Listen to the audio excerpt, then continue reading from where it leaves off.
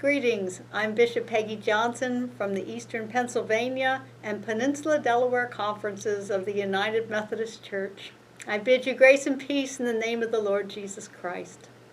I'd like to share with you Psalm 90 verses 1 and 2.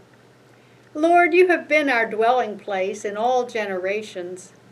Before the mountains were brought forth, or ever you had formed the earth and the world, from everlasting to everlasting, you are God.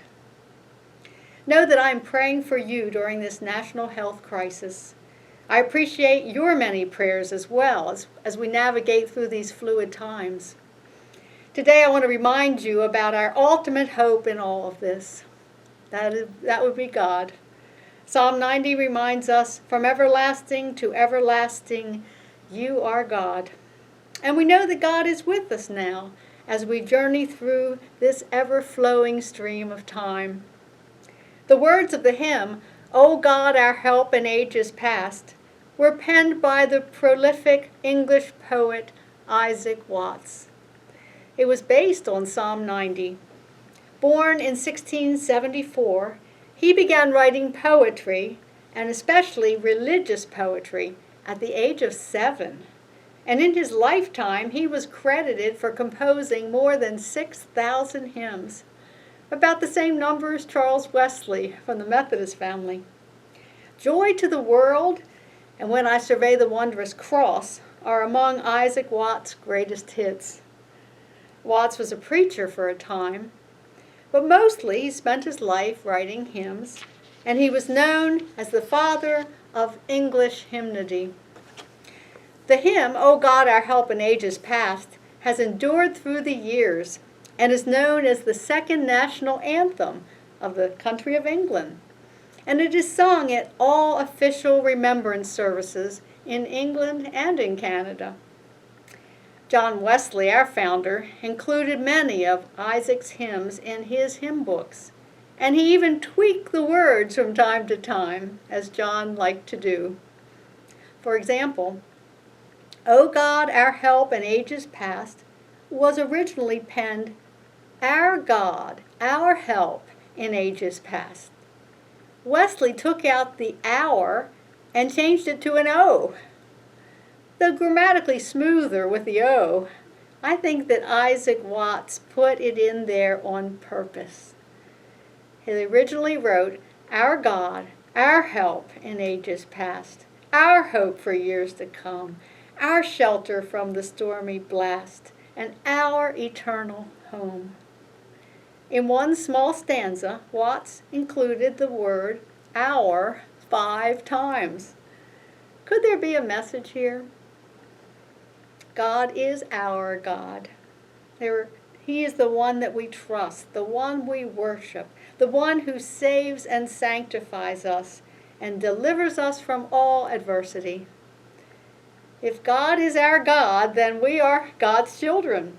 We're brothers and sisters in the family of humanity.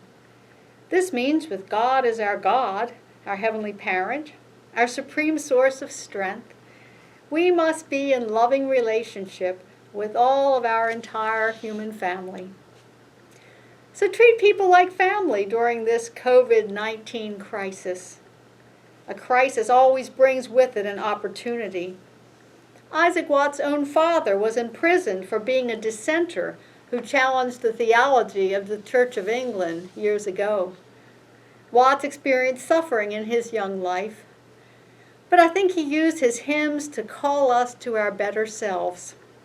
So during this crisis, I do the same. Call on those people who don't have family or friends and support them.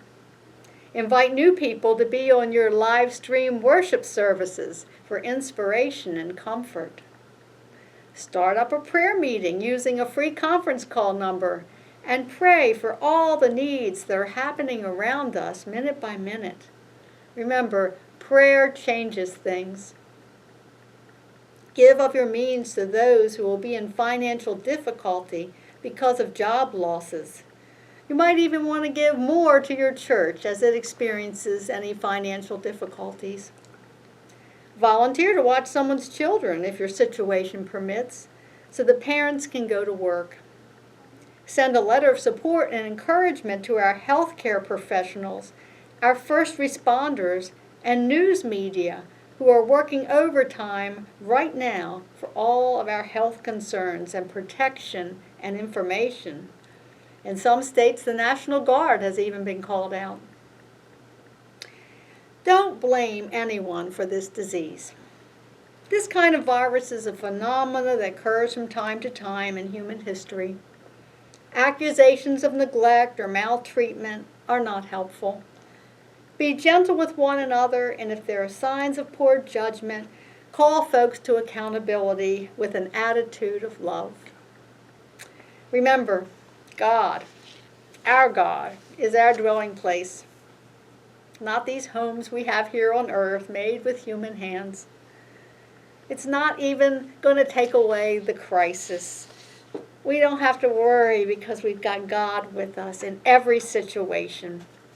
So keep your eyes on your neighbor and your friends and celebrate the Our God in every way that you can. And may the peace of God, which passes all understanding, be with you all.